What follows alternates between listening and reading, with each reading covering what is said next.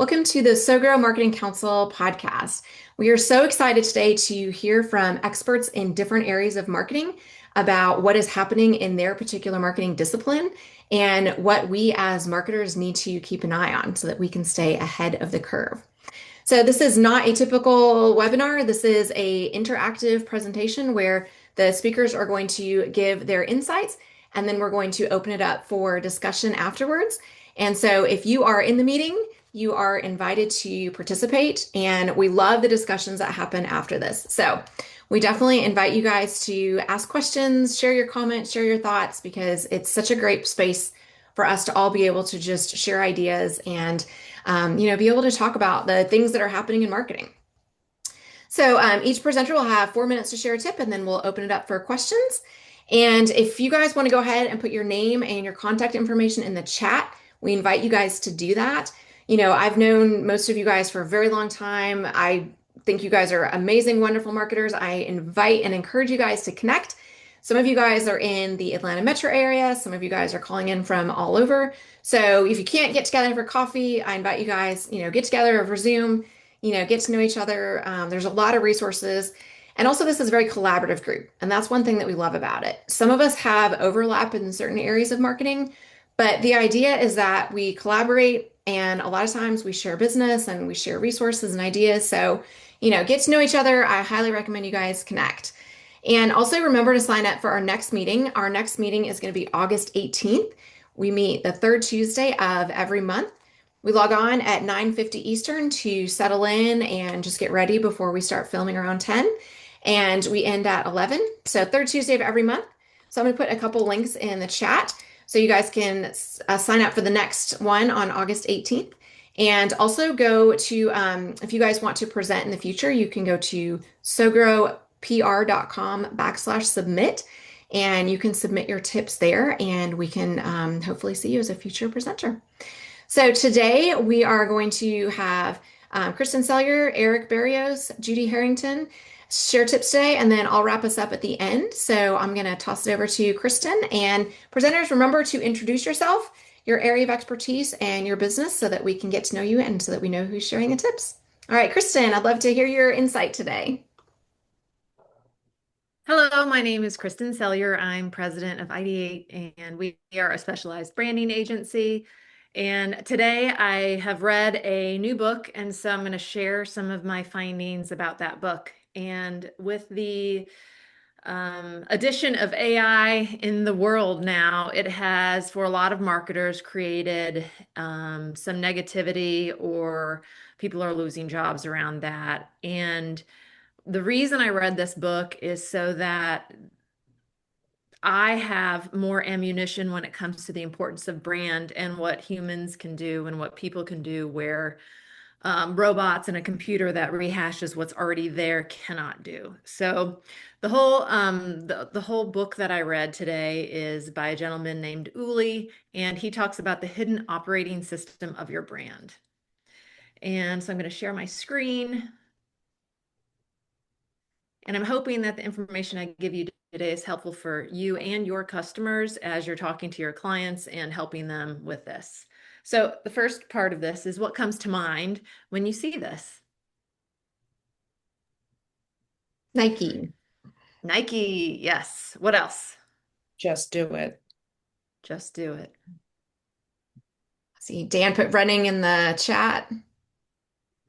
I guarantee you have an association with Nike, your own personal experiences, your own feelings, the own meaning, that your personal interpretation with Nike. And that's the power of a brand. Your brand is what comes to mind when people hear your name. And so the reason this matters to all of us in particular is that people choose what they remember. A lot of times people are spending a lot more money in marketing or performance marketing, but they're not looking at the underlying issue of how can we create a brand that is remembered and recalled? Because when customers are making choices to buy, they're going through their memory like a Rolodex, if you remember that, and what brand comes to mind? Whether you're buying glue or making a decision on shingles or making a decision on a car, it's what comes to mind. So people choose what they remember. And That's tip number one, too. That's tip number one. And so two is consistency builds memory. So in our role, what we can do, how we can impact this is we can be consistent.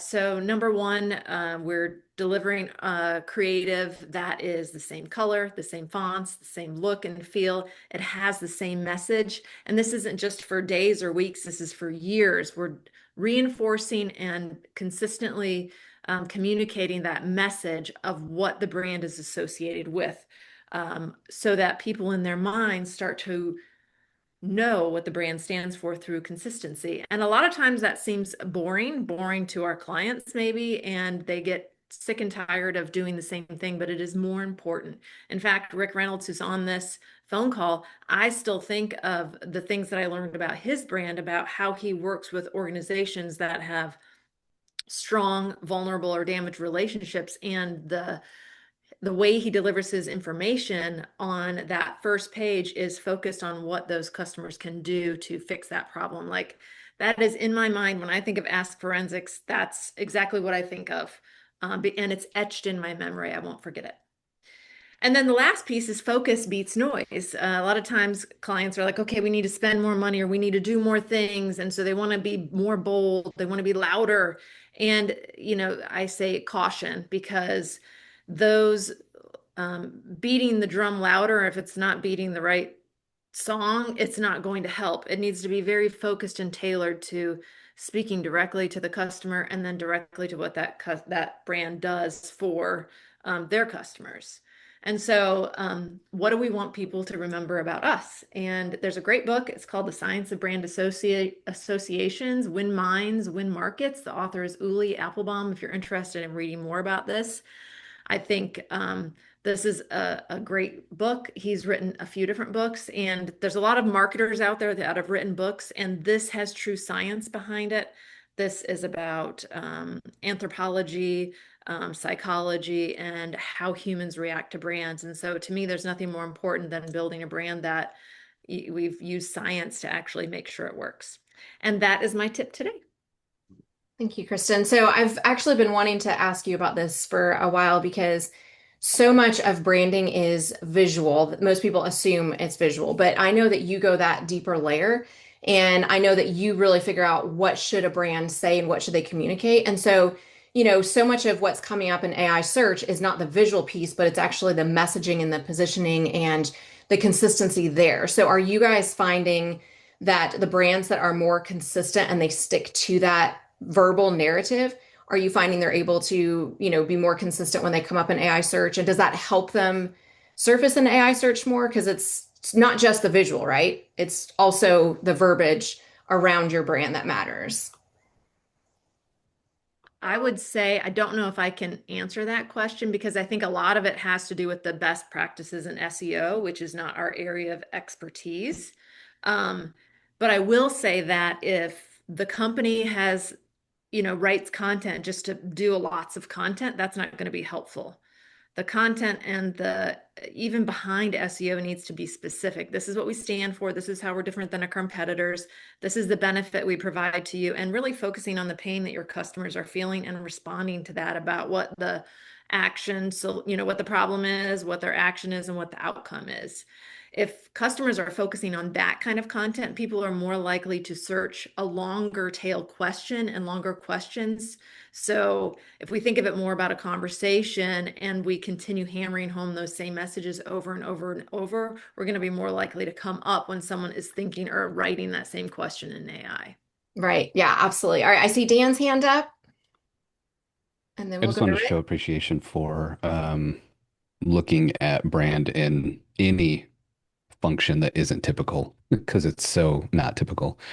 And just to throw on top of it, like it's so not typical sometimes that a ton of the feedback I've gotten over the last years, especially over the last year itself, is my demeanor, calm voice, helping people do the scary thing called putting yourself on video and out to the world. But like, it's not quite as scary when we do it with Dan, the things like that. Like you can't manufacture that, but you can lean into it. So when you discover your little things that have an impact on people, um, looking at branding atypically, like today's tip, I think is fantastic.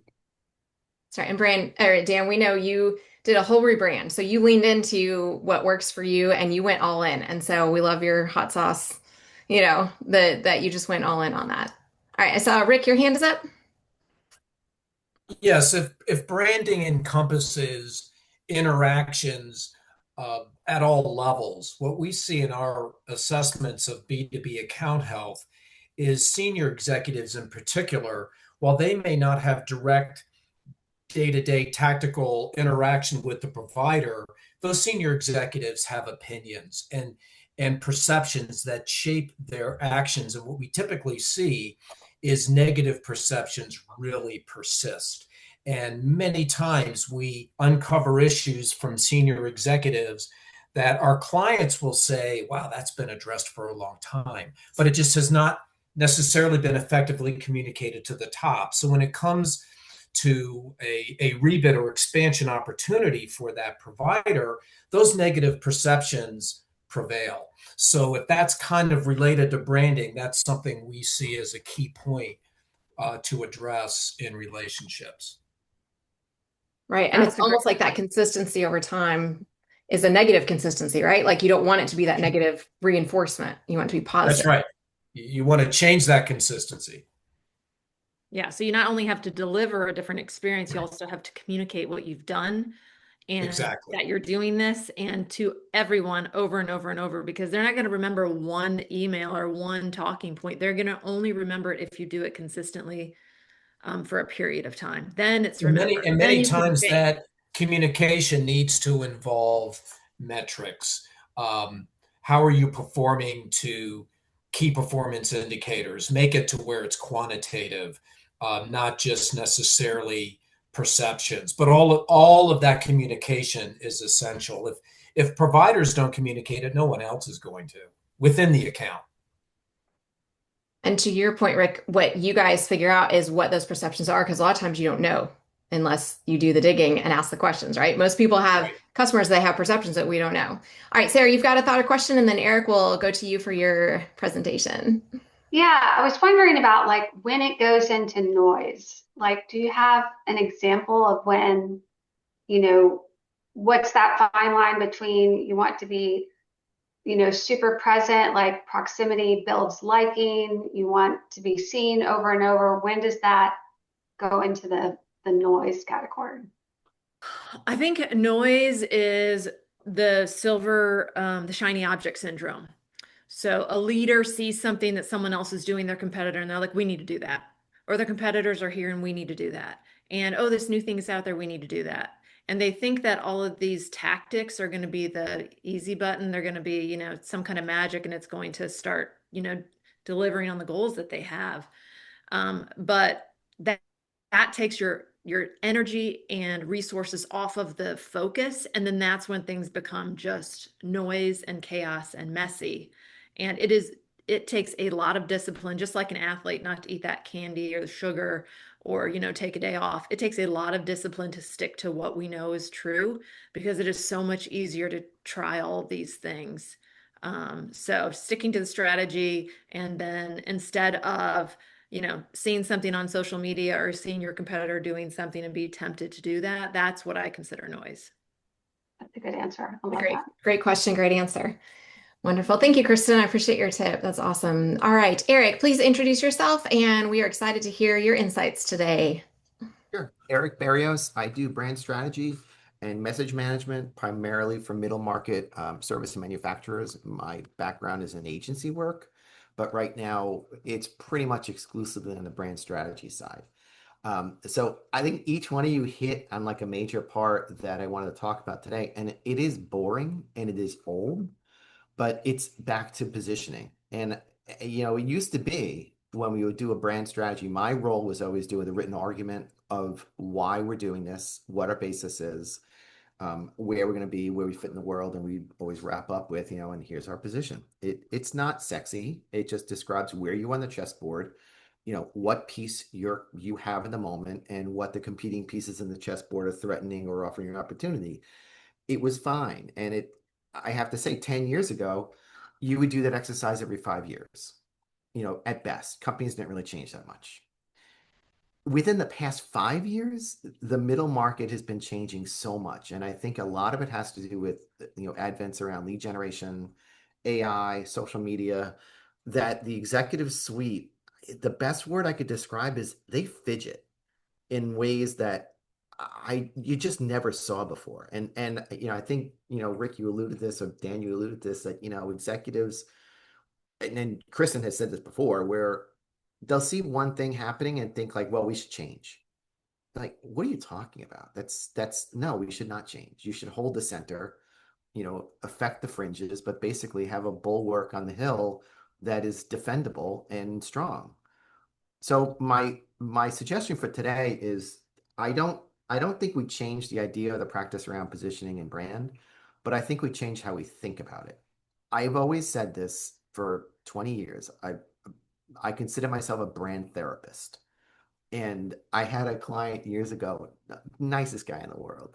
He would tell me that after like walking out, he'd like, oh, I feel like I've been on the couch for an hour. And like, you know what?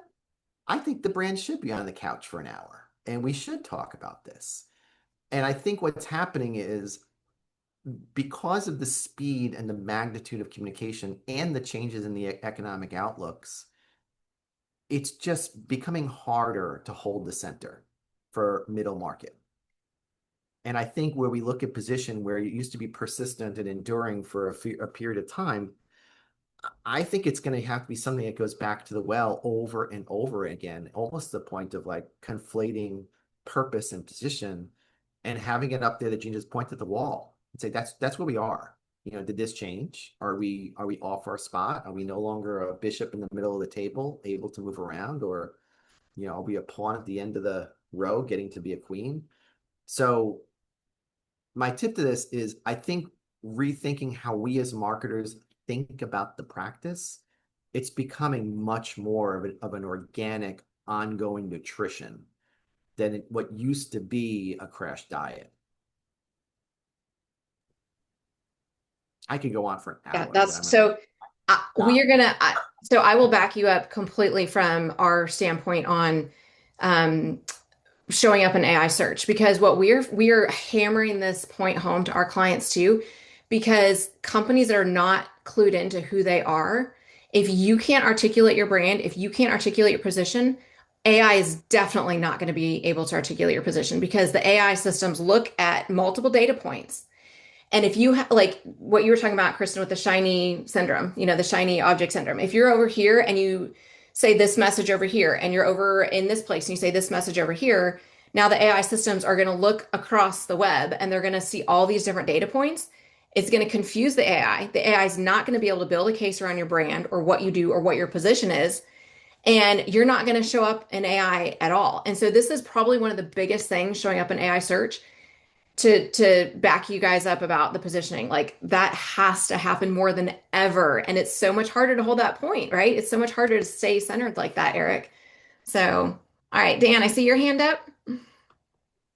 Just to add to the pile, like I'm human and have been tempted by AI in many ways over the last 2 years. And anytime I see something cool happening or a development or whatever, although I'm tempted, I channel that into refining what we already do. So that's how I get my energy out of like, oh, that looks so cool, or that guy blew up or whatever. And then I'm like, all right, how do we get better at what we do? So if that helps anyone, I get my AI aggression out through refinement. That's the quote of the day, Dan. I love that. And I feel like entrepreneurs and CEOs tend to have that next thing need, right? Like they want the next thing. They get bored easily, right? Like, isn't that part of the entrepreneurial serial business starter? You get bored and you're like, okay, we've done this for, 5 years. That doesn't mean that you never change things or you never adapt, but there is a tendency to just want something new because you're kind of bored, right? Am I preaching to the choir here? Yeah, but I think both of you and Kriston said, you're both hitting the same thing. It's like it can feel boring for the person, for the client side. The outside the world and even inside the world with the employees, they don't see it that way. A lot of times it might be their first impression, or they feel comforted by the consistency, just knowing like it's what I expected. I'm not surprised. They talk about, the syndrome around movies about reveals. Do people want spoilers or not? And there's study after study that says actually people prefer spoilers. They'd like to know how it's going to go. And it's this sense of safety that just buries into your native mind that wants to know what's going to happen.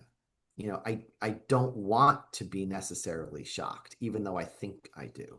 So I think that consistency, boring, repetitiveness, yeah, it feels good. And I think that's where we as marketers, you have to hold the center. Now, there are situations where the center falls. And Stephanie and I talked about this yesterday. I've been mulling over Walmart and Target lately, and I don't know who's exposed to this. Like, I don't get a lot of consumer media, but I get enough to know like what those two idiots are doing.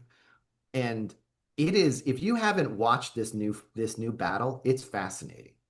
And it really does come down to Target completely losing their position in the marketplace, and that position somewhat opening back into a vacuum. So I put a small article on LinkedIn about this that just brought down my thoughts. But bottom line, you all know these brands, you know what they're known for, and they sat there for 20 years. And then Target just completely lost their position. I don't even know who they're marketing to today. Like, if you look at their marketing and their messaging, it's completely befuddling. Walmart, good enough, probably has it pretty cheap. It's been the go-to solution for everywhere. And now they, I think, have looked over the fence with a little bit of self-awareness and said, we have been known for, decades as the company that destroyed middle America, took away small stores and small town Main Street. And now they got a whole systemic effort to bring back small brands. And then to tell the consumers, you should come and walk around our store and find these small brands. And when you think about that, that was Target's position. So you've got these two Leviathans battling it out. And I got to tell you, if I was a betting man at this point, I would be advising Target to go look at JCPenney and realize that you have lost your spot. And you're not getting it back. You're going to have to reinvent. And Walmart, nobody likes, well, I can't think of anybody that really loves Walmart, but man, that if they could somehow change their position and become a place where suburbanites feel like they can go and find small brands again and want to just loiter, that's wild. Now they've basically taken their territory and Target's territory. My point to this is, I'm not all in on never change your position. Right. If your ground is undermined, it's time to rethink what you're doing. But man, if you have a bulwark and you can strike out and capture somebody else's territory, good, go do it. Yeah. And put that link in the chat because I saw that article yesterday. Go ahead and put it in the chat. Y'all follow Eric on LinkedIn. He does some good posts. All right. I saw Sarah's hand and then I saw Judy's hand, and then Judi will do your presentation. Sarah? No, I was just thinking about, I haven't totally followed. I saw Kriston posted about the Target Walmart thing the other day. But like I've certainly noticed that Target is pretty much, I don't see them anymore. They've kind of fallen out. They're out of the conversation. They're not. And then Walmart is constantly pushing. And as a customer, it's interesting. I don't love going into Walmart stores. Like, I actually, when I have to go there, I'm like, ew. But interacting with them online and like the drone delivery and all these other things, they're wonderful to their customers. I mean, digitally, like the digital experience, like if you get the wrong order, it's an immediate refund, like very easy and seamless to work with. So yeah. Anyway, it's just interesting to think about. I was just thinking about the difference between their brand in terms of the brick and mortar experience versus the digital experience. Like, just digitally, I really like them a lot, but brick and mortar, I'm always like, ugh. I think when you look at a brand like that with a person in your lifestyle, probably they've got a lot of growth opportunity. Yeah. And I think most likely you would have been a demographic that Target would have enjoyed. And if Target had not lost, basically if they had not hollowed out the center, they would have been in a place where they could invest in some of the things that Walmart is doing to improve their experience. But Yeah. they basically were all in on, you were the place where suburbanite people go and disappear for an hour, going in for one, I don't know, you're going in for some loose leaf paper, ended up with a shopping cart of stuff that you didn't need. And it Mhm. became so popular, it was like a meme. And then it just was gone. So when you Yeah. think about like it's like it's like a chocolate Easter bunny where the entire inside is gone. And that's what they're struggling with. So I would say if you have any kind of interest, seek out some of the marketing that Target's doing right now and Mhm. ask yourself, who exactly is this for? Yep. Because I could not tell you. That's interesting. Judi, you had a thought?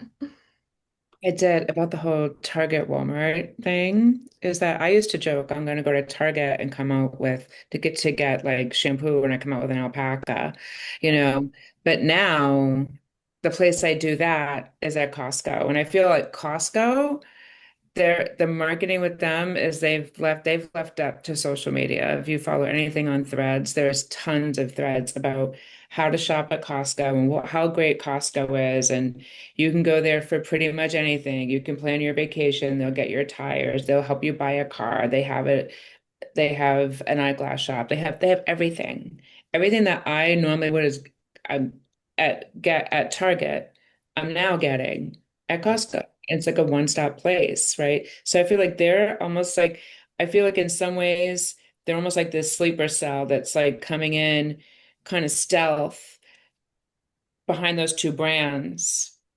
Because I mean, I'll go to Walmart under duress, but most of what I was getting at Walmart was stuff did I was buying it online because I could find it cheaper than what was on Amazon. And Costco took a lot of Target's social equity territory. And I was just about to add that point too, is that they treat their employees really well. People who work there for years. They have an incredibly high retention rate. They did not back down on the DEI stuff the way Target did. And I know from at least my kids' generation, my kids are Gen Zers or what, I can't keep track of all these people, but they are like, no Target. And I'm like, yeah, me too. I get it. But I feel like Costco has come in on the social end of it too, to your point, Eric, is that they have this, that's also part of their currency. Right. I'll be interested to see how this shakes out. I think like, honestly, I got a friend of mine that's in the executive suite at Target, and we talk about it. She just kind of shakes her head to a point. And again, Yeah. back to brands that I grew up with. I remember J.C. Penney. I remember department stores, Yeah, Sears. and their story was sad. And I feel like there's going to be winners and losers. I think Costco's great. I think Walmart's got opportunity. I think online's changed a lot. I was never a Target wanderer, but I know people that were. And it's a good example of like a position just getting hollowed out from underneath you. Yeah. Although some else they're doing too. Um, anyway, my point of all this is what used to be a periodic exercise, which is let's talk about positioning and go a little bit of brand assessment and do some of that self-reflection. Because of the speed of communication and what's happening with lead gen and AI, it's now turned into this is ongoing therapy all the time. And the like I said, my takeaway word for you is fidgeting. And I see it all the time. Kriston refers to it as noise. Mhm. It's a, it's just you just keep moving around and you can't keep your feet still. Yes. That's so true. Thank you for sharing. That's a great discussion, and it's going to be interesting to watch what happens as positioning, becomes this different animal. Judi, can you introduce yourself and share your tip today? Sure, sure. My name is Judi Harrington. I am a copywriter for complex offerings and regulated industries. So I like to say if your message is dense, I make it make sense. And I'm going to talk a little bit about what copy doesn't do today. Copy doesn't fix unclear positioning. So I often have clients come to me and of course, the buzzword for me is just. We just need you to fix the copy. There's never just anything. And it's very rare that only a copy rewrite is going to solve your problem. And in the past, year or so, um, I've done enough cleanup of AI written websites to know its own problem. But what I'm also seeing underneath it is that people have gone to AI because they thought it could give them the answers, but really the answers were in them. And it came down to three factors. They needed to dig into who they are in terms of their voice. They need to know what they sound like, not what their copywriter tells them they should say, but really invoke how they would talk to their ideal client. Or they don't know their offer. They describe what they do instead of the pain points and problems they solve. And the third is that don't know your audience. So who are you speaking to?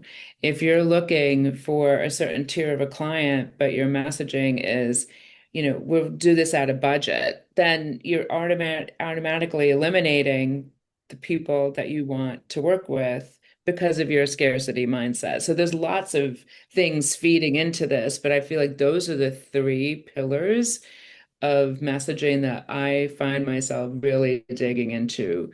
For most of the clients, it's voice. They just don't know what to sound like because they just have never really thought about what they sound like. And that's one of the things that I love to dig into with people. Like, what's your word choice? What are words that you would never use? What are ways that you describe X, Y, Z that are different than how your competitor, does? Um, our offer architecture is its own beast because people tend to think, okay, well, if I come up with these offers, then, if I build it, they will come. I'm like, you got to build what they want. And I had a recent client come to me and they were like, well, we built these offers but we found that we end up having to like retrofit people into them. So we're going to try and do something new. And I'm like, you need to do a whole client journey of like who's coming to you, what's their pain point, how are you solving that short term, what's the long-term solution. In this case, it was an accounting firm. Um, and their clients had shifted and they found that, oh, what we offer doesn't fit that archetype. So again, like not knowing your audience is a little bit in there. They knew their voice. They were very clear about their word choices. That wasn't an issue because they also had done voice work with me. So they knew what they needed to say. Um, but the offer can be really tricky. And then again, like the audience, you just always have to know who it is. Who do you want to attract? And for me, the biggest question I ask in intake is, what are the best clients you have that if you could clone five of them, you would feel set for life? And that opens the floodgates of, oh, you know what? I wish I had, six of this client, and this is why. And like, well, then we get into more and more of the granular of what makes that a great client for you. Is it industry? Is it personality? Is it this? There's lots of ways to people describe that. But I take that from what they say. It's not a prescribed, like, let's check these boxes and it has to meet this, very, you know, in the box kind of thing. But really at the end of the day, is like fixing the words just polishes the same confusion.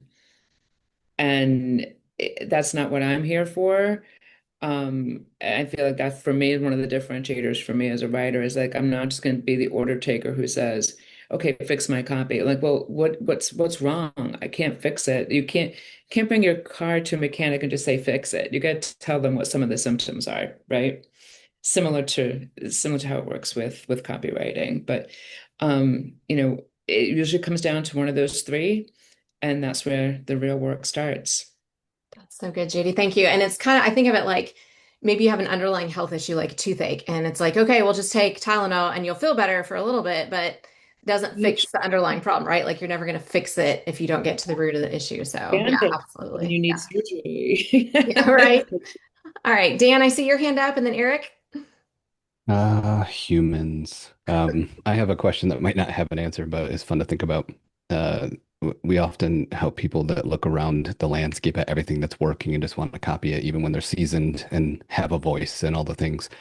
Yeah. And they want to jack trends or they want to get on some kind of, thing that's going somewhere.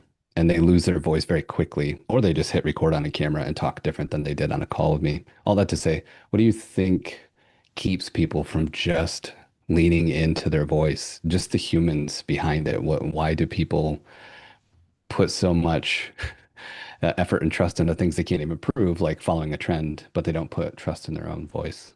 Feel like for me, my observation, it's like external locus of control versus internal locus of control. And I think it's really hard for people to stick with what they want to do because what they're seeing, they're like, if I chase that, it'll be the thing. It's no different than if I get the big house with the picket fence and I get the dog and I get the nice car, my life will be great. But if you're not doing the internal work of why do you even need those things, then you're chasing your own tail. Um, that's how I see it. I'm not sure that's even the answer, but to take your words, it is kind of fun to think about. Um, I find that it gets to a point when people come to me and they're like, this doesn't even sound like me, it's because they've come to the realization that they're in the words of Taylor Swift, it's me, I'm the problem, it's me. Right? And so when they're willing to take that, willing to be that vulnerable and willing to take that leap, that's when the work is best. Not everybody wants to do voice. So I say, okay, well, then we have to figure out what the messaging challenge is here. And if you want to defer to me on that, okay, then this will be your brand voice. And I can usually pull out of what I'm hearing. I mean, I'm a trained musician, so I kind of bring that to the table as former occupational hazard. And voice isn't the only thing, just like there's no one way to fix a problem. But I think it really comes down to if people are, internally or externally motivated. That's great. Eric, you had a thought? Yeah, I had a question for Judi, but I wanted to, also react to Dan. What you're describing is crazily common. I used to do a lot of leadership interviews with the president of SunTrust for internal consumption, and he would be a different person off camera. And we would have the same conversation on camera. And one of his challenges is it was Bill Rogers at the time. He was perceived as just uncaring, cold, and unapproachable. But if you talk to the man personally, he was warm, he was engaging, he smiled, he laughed, turned the camera on, and then you got Bill Rogers to roll. And I don't know how to break that out, but I think there are some personalities that, it's like that Billy Joel song, The Stranger, where they've got 5 different masks and they have decided, oh, I put on the camera mask now, and they can't take it off. And I think, it sounds like, we haven't met Dan, but I'm assuming you do interviews. It sounds like you're just adept at breaking down that mask. But I think that's a knee-jerk reaction to a lot of these people where they just, I have a role to play and I'm going to go play that role. Yeah, there's like a strange form of method acting. It's crazy. Right? It does It kind of is. seem like all of a sudden you're in this role. Like I joke that, sometimes I have to put on my NPR voice with people to get what I need to get done. Usually with a customer service phone trade that I've been in, held hostage in for a period of time. But there's different ways to speak to people. Sorry, my phone just went off. Um, and we definitely manage our message for our audience. That's different. But to have it taken a whole new persona is deeply problematic. You I wonder know? too if some of it comes down to what Kristen was saying about consistency, because I think sometimes people don't stick with things long enough to see them work. So what you are and who you are may work, but if you only do it for a short time and then you abandon it and try something else and then try something else, it seems like nothing's working. It seems like you can't find your voice. But the ones that make it, that we're all like, oh, they're so memorable or they're so engaging, it's probably because they just stuck with it and they just stayed, true to who they are. All right, Dan, we got a thought from you, and then I'll wrap us up with the tip. I'm sorry. I did have a question for you because it was intriguing when you talked about that. And I wanted to ask you, you're basically course correcting something. And I'm guessing sometimes those things also roll into operational changes. That after a while, like, Yes. and I go back to the therapy thing, is like Yeah, so if you want this different, you're going to actually have to change some things versus I can't rewrap your bad behavior. Right. There's lots of colorful phrases, and I know we're going to be on air on the podcast, but there's lots of ways of, but it comes down to if you're going to do the same thing, you're going to get the same result. Right. Keep doing what you've always done, you're going to get what you've always got. And you have to be willing to say, I need to do something different. Um, and sometimes that's me presenting it in such a way that the client then thinks it's their idea. And actually, I don't care. I'm like, I have zero ego. I'm like, if this gets us to progress and this gets us a change that shifts something for them, then I don't care if they think it's my idea or theirs. I just want to see this change for them. Right. That's it. Thank you. Of course, thank you. You had a thought? Oh, yeah, I don't want to take up too much of the time, but it like I was very lucky early in my career. I did a lot of C-suite interviews, and those guys would like crumble and fall and melt and stuff all the time once they saw a red dot. And it always made me sad because, again, like was mentioned earlier, we'd meet them and learn why they built the company and why things were the way they were, and they were incredible stories. So we used to trick them all the time. Like I ended up being known for this, so I couldn't get away with it anymore. But we used to just run cameras and sound, and then just bumble fumble around like, "Oh, hey, have a seat. We're still working on stuff," and start talking about beagle dogs and how my grandpa used to raise them too. And it's cool that you go fishing a lot and whatever. And then 45 minutes later, be like, hey, we got everything we need. Thanks. And they would freak out. Like, what do you mean you got everything? Like, oh, we were rolling the whole time. We actually just kind of segued into what we needed. And they would be themselves in this like beautiful display of what you would get if you were sipping whiskey at a bar with them, and Right. it always made me sad. So it stuck with me to give my voice as true as I could all the time because I remember what that's like. So that's all I was going to share. Yeah. That's interesting. So I'm curious what the liabilities are with that. Did you ever get in trouble for letting them, for them not knowing the camera's rolling? Or did you say like a blanket thing in the beginning, like, hey, just know we're going to have the cameras rolling, whatever you say, Yeah, just we from the ended up with a PR couple people. perspective. Right. Yeah. I was definitely younger in my career. We had a couple people individually who were slightly upset as humans. But doing that corporate work, everything is contracted and final say is theirs and all that kind of stuff. So like, and we never had to worry about putting something out they didn't approve of. But yeah, there was a couple times when people like felt tricked and didn't like it, but we got good footage. That's interesting. Yeah, it's amazing what happens when that light comes on. People just start to panic. So wonderful. Well, appreciate you guys sharing your tips today. I'm going to wrap us up with one last tip, and today I want to talk about AI search. My name is Stephanie Richards, and my company is SowGrow Public Relations, and we are on the visibility side of things for mid-market business-to-business companies. And so a lot of what we do is help companies to be visible in the media, which also helps companies to be visible in AI search.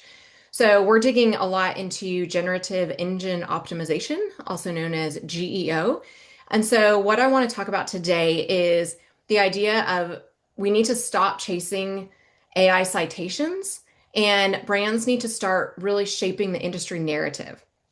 And so, we're early into generative engine optimization and people are trying to figure out what does this look like. And so the idea is that if an AI system will cite you and you become one of the links that comes up in the response, that's a win. And it is a win, right? Like we do want companies to be cited. Ideally, you want someone to click on that link and go to your website, which is happening less and less, right? Most people are getting the information in the AI response and they're never coming to your website. So that is good to get those citations. It's good to get people to your site, but I don't want brands to miss the bigger picture in that you may get a citation, but you may not actually be shaping the narrative of what the response is. And to me, that's the bigger goal because you may be cited for a statistic, but that statistic, let's say, may be backing up your competitor's position and the whole post, the whole response may be about your competitor. So you may actually be supporting something that your competitor is pushing, and that leads people back to your competitor. And so you got the citation, but you really have to look at the value of the citation. You have to look at the content of the citation. Is it actually something where your brand is the expert Is your brand the voice that people are going to, at the end of the day, be following? Or did you just get the citation? Or is your brand not even cited, right? So, just thinking about it's almost like there are different levels of AI visibility and AI citation in different layers. And so you can think of it like a mention is AI mentions your brand somewhere, but there's no link back. A citation, there's a link back to a source or your website. And the next layer that a lot of people don't think about is absorption. And that's AI really using your brand as a resource, as a place for research, as a place to cite information, as a reliable source to come back to all the time. And then the ultimate layer is association. So that's not just, hey, my website has some information that AI is pulling. It's my brand is cited in multiple places. There's a network of information outside of my website that is vetted by other sources. So, it's in different media outlets, different associations, different podcast interviews. All of these things are combining to really create a network of information that points back to your company. So that's association. And I'm going to put a link in the chat. There's a little bit of a dense report here, but it breaks down these layers a little bit more. So you guys can look at that. It's from arxiv.org, and there's a PDF with a certain number in there, but it's a research report that came out that is really backing up this idea that it's not just about, showing up in citations, but it's really, you want to be part of the narrative. And so what we recommend is following the STACK framework, and this stands for source credibility, topic ownership, authority, consistency and content freshness, and knowledge structure. And so the idea is that like source credibility is you have information that's verifiable and credible and not just like vague positioning or marketing statements. Topic ownership is you own a specific topic area. So that way you're associated with this and you can build authority in that particular area. Authority is not just you put information on your website. You can be an expert in something, but not an authority if nobody's following you or citing your information. You're just an expert. But to be an authority, you have to have your information cited by other people. Consistency and content freshness. We've talked so much about consistency now, but to show up in AI, you have to be consistent. All of those dots on the internet about you have to align. And then you have to have lots of dots with information that's fresh, right? And then knowledge structure, that's the last one, that's the K, and that comes down to, is the information on your website extractable for AI?